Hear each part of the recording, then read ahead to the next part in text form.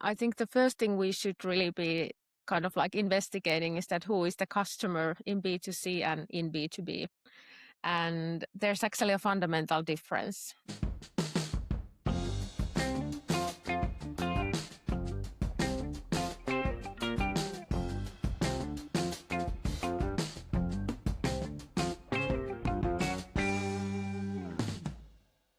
Welcome to Table Stakes. I'm Michelle Stevens, Course Director at CXM Academy, and today I want to talk about the fact that CX leaders sometimes treat B2B customer experience like it's just B2C, but with bigger numbers.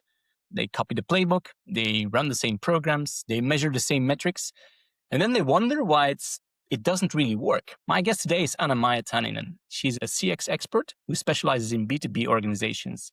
She spent years helping companies understand that customer centricity in B2B isn't a business problem necessarily, but also an organizational problem. Anna-Maija, welcome. Thank you, Michelle. Great to be here. Yeah, I was so happy that we could find the time in the agenda to schedule this podcast because I feel like B2B CX is such an important topic and it's red hot these days. Everybody seems to be talking about it, what it is and how it works and what doesn't work. That's the impression I have. Well, I mean, that is good news that it is a hot topic. And I think in a way it's kind of like, it's always been kind of like bubbling under, but yeah, really happy to delve into the specialties of B2B today with you. Maybe let's start with the most fundamental question. Why doesn't the B2C playbook work in B2B? It's a really good question. And I think to answer that, I think the first thing we should really be kind of like investigating is that who is the customer in B2C and in B2B. And there's actually a fundamental difference. Of course, we are talking about human beings, and the same customer can be a B2C and customer and B2B customer, and often is. But the whole concept of customer experience in B2C, it is based on individuals. So there is a customer like you, Michelle, or me.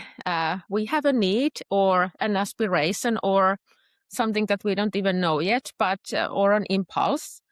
And we are the ones who make all the decisions. We walk the whole journey from awareness building, comparing, consideration, buying, using, and basically repeating the cycle. So in a way, it is quite straightforward. There is a one single customer who walks through the whole journey. Whereas in B2B, it's super rare to have one customer to walk through the end-to-end journey. So we start to get into this complex web of different players and different customers. So even in the decision-making part, there can be various different stakeholders and forums who ultimately make the decision. So trying to kind of influence one customer, one human being, and measure the experience of one human being will not give you the full picture of the B2B customer journey. And one thing I find actually really interesting is the fact that some of the experience in B2B is inherited. Let's take like a technical project manager who is overseeing big building project. He has his own goals and his tasks, and then he gets a vendor, a partner who will provide the expertise and the equipment, but he hasn't selected this vendor. Someone else made the decision. So in a way, the journey starts all over again. So understanding this complexity, I think that's the kind of the number one thing in B2B before we can even talk about what would be the right metrics or the right approach to choose from. But I think the kind of the key difference, if I would summarize, it's that in B2C, it's much more transactional. It's based on purchase and usage and repeating this cycle. Whereas in B2B, it's more about the kind of the whole customer life cycle and the needs that actually change very drastically from one person to another. And building this relationship, not just with one single person, but with these different players takes a lot of time and a lot of effort. And I would also say that this kind of the idea of measuring customer satisfaction and loyalty, if it is based on one single respondent, one single person in the account, that person might be super loyal and super happy. But what if they leave? They might take the whole business with them. So that is, I think, the most fundamental thing, that we need to understand the account experience and the relationship we have in the account, not just with a single human being. Yeah. So it's not just a matter of scale. It's like fundamentally a different dynamic, right? It's something, a different animal altogether, which means there are specific pieces of the B2C playbook, if I may call it like that, that are actually holding business to business companies back. And I wonder, what's the biggest piece of the B2C strategies or tactics that's holding B2B companies back then? What prevents them Mm, from, mm, implementing those things? yeah.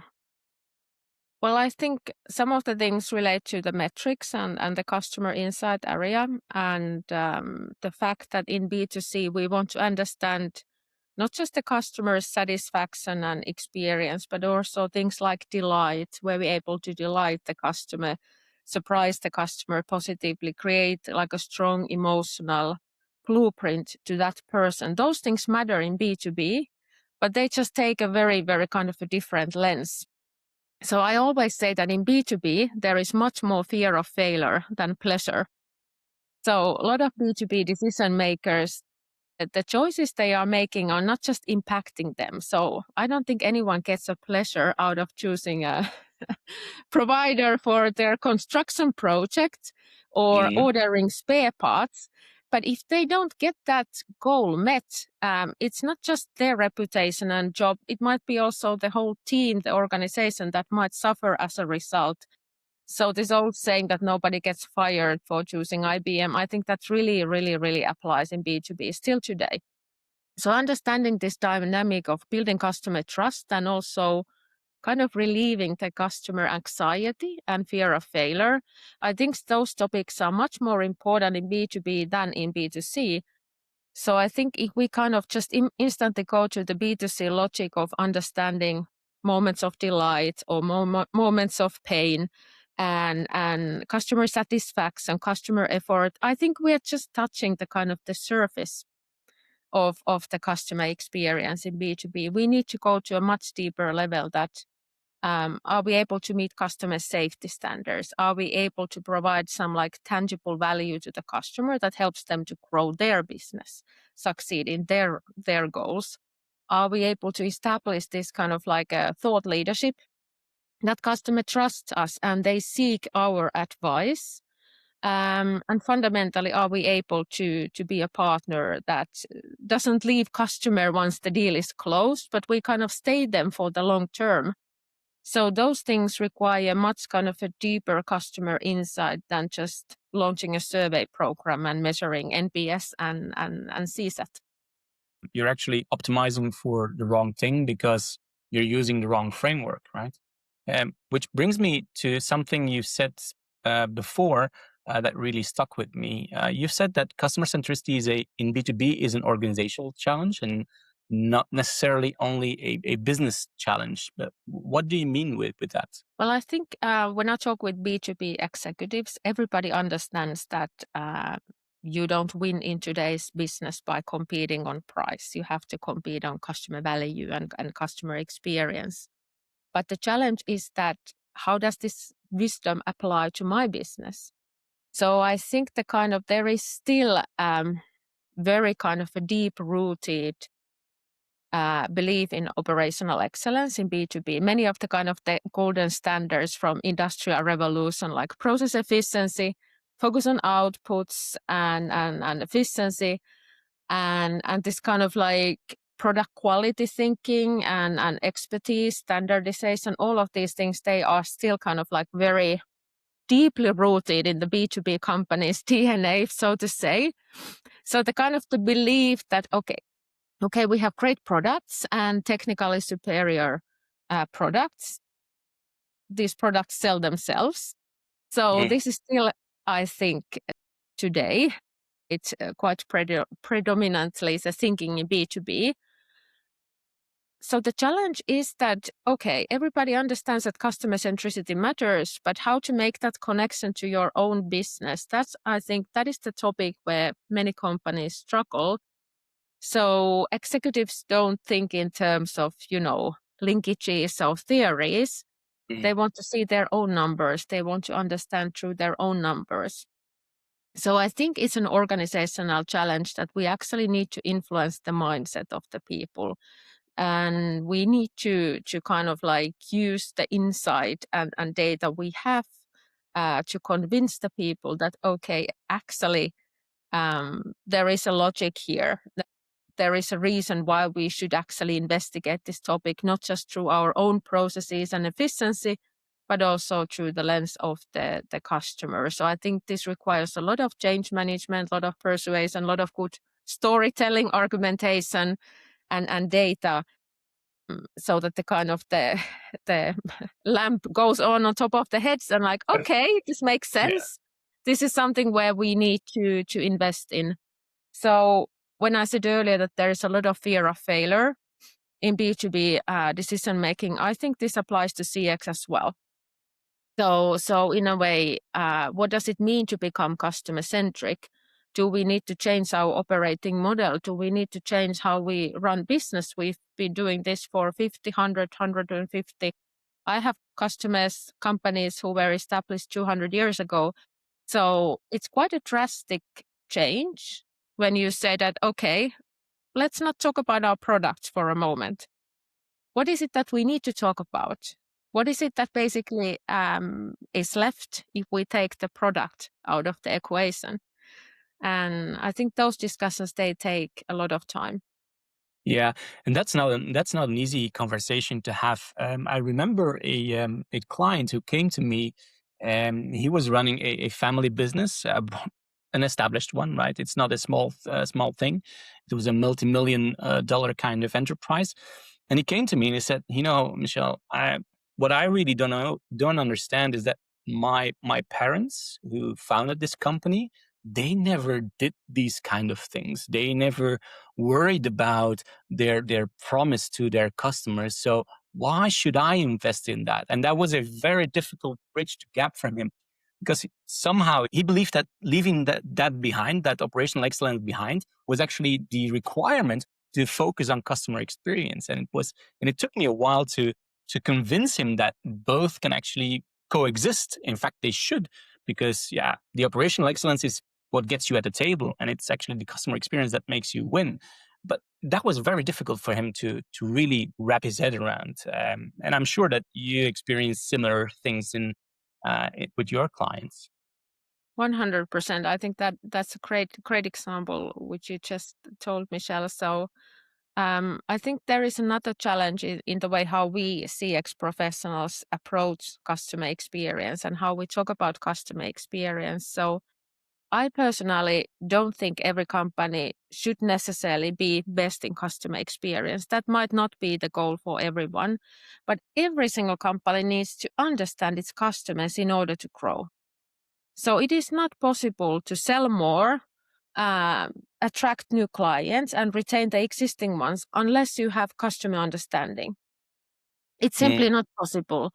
And I think here is the kind of the part where I think we need to get from this aspirational CX as a target on its own towards the business-driven discussion that, okay, let's park the concept of customer experience, customer centricity, customer intimacy, customer obsession, whatever it is. Let's park that for a moment and let's look at our strategy. We want to grow in new markets. We want to expand to the service business. We want to attract this specific segment, or we want to become the most innovative company in our industry. How are we going to succeed in these targets unless we understand our customers? And I think this is the kind of the only way to really become customer centric, that you tie the topic to what matters to the business. And the next step is to get into the operational excellent part and actually start changing the business processes so that we're not just more customer centric, but we produce value also to us as a company. We are able to retain those customers. We're able to sell more and so on.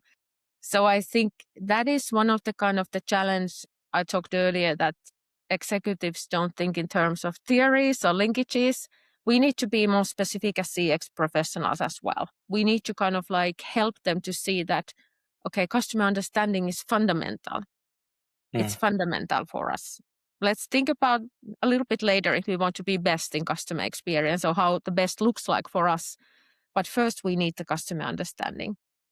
It's not necessarily that companies don't want to be customer centric. It's that their structure is working against it. Their incentives, their culture are working against it, which means that the shift isn't just about programs. It's about how you organize yourself, right? And that brings me also to measurement. A lot of B2B companies are obsessed with, NPS, for instance, but that's not necessarily the right metric. I've always felt that it was a little bit off, but for a B2B. But how do you shift from measuring satisfaction or measuring the propensity to recommend to actually enabling success? How do you do that?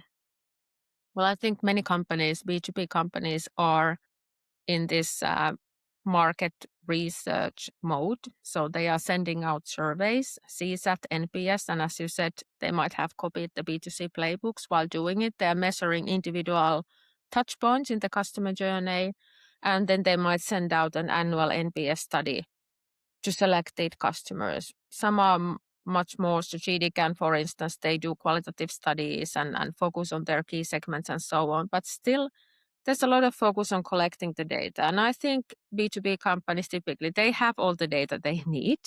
So it is kind of easy to get stuck in this data collection loop.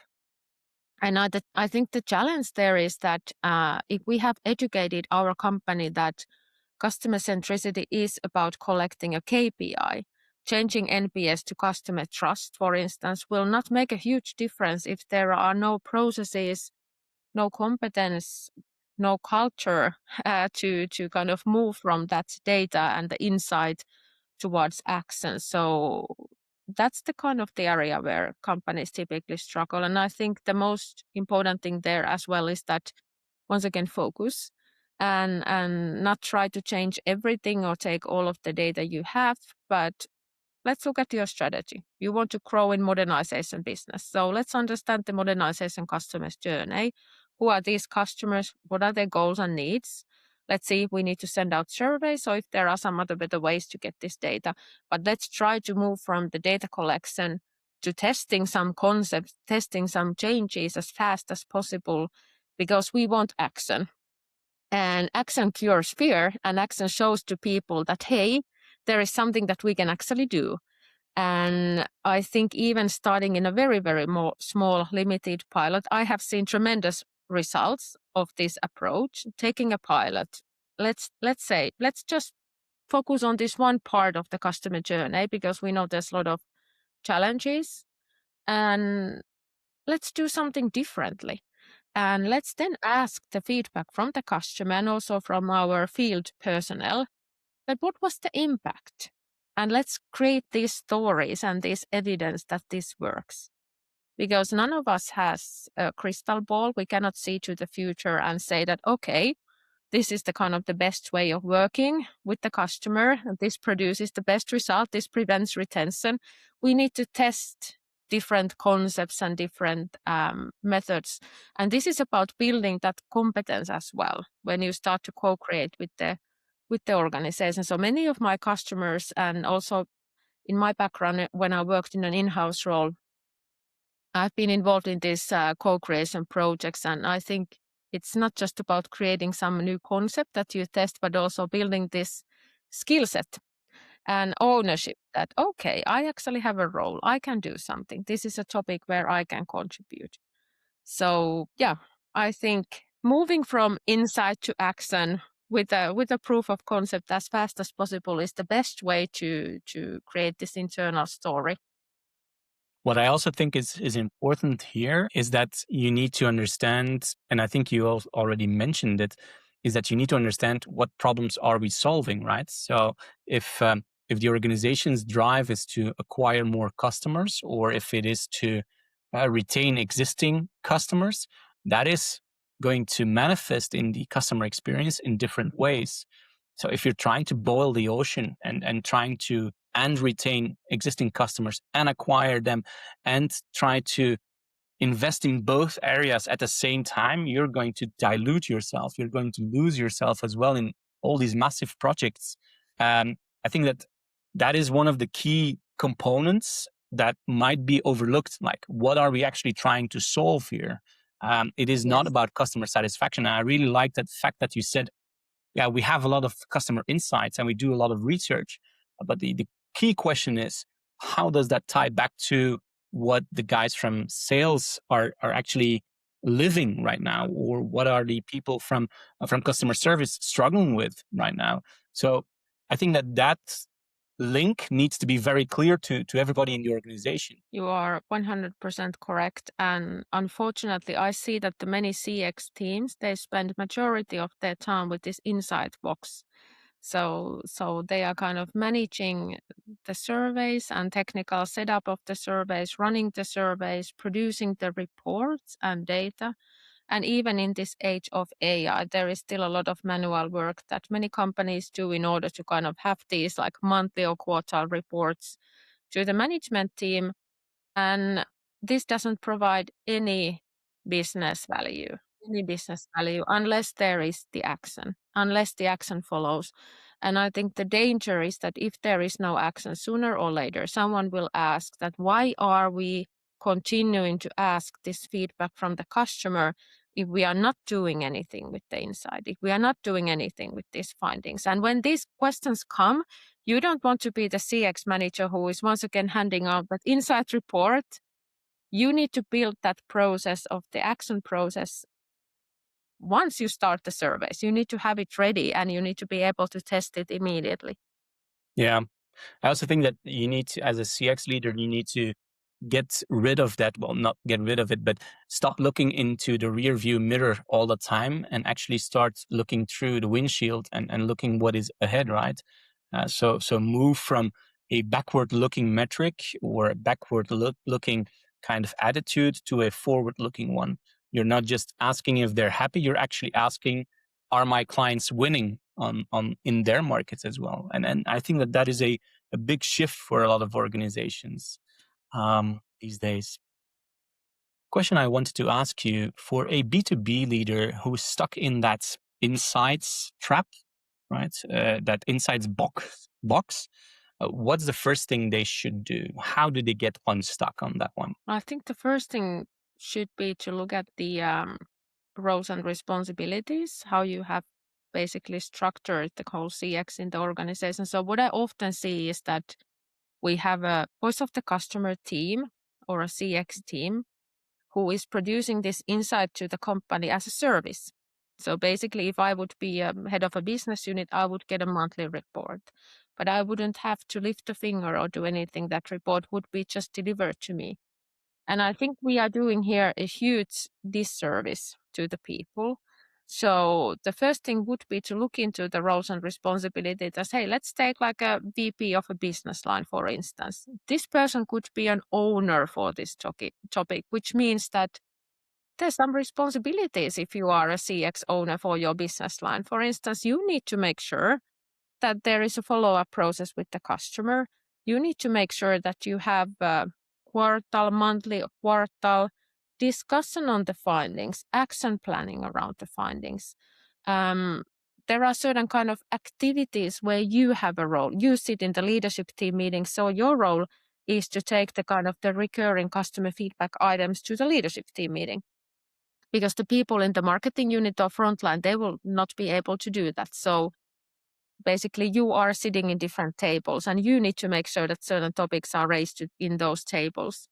And then we have a lot of these people who work, let's say, more closer to the customer. So they have their own role as well. They need to, first of all, understand their own account experience, the customer experience. They need to close the inner loop. They need to make sure that the customer insight is part of the annual planning and so on.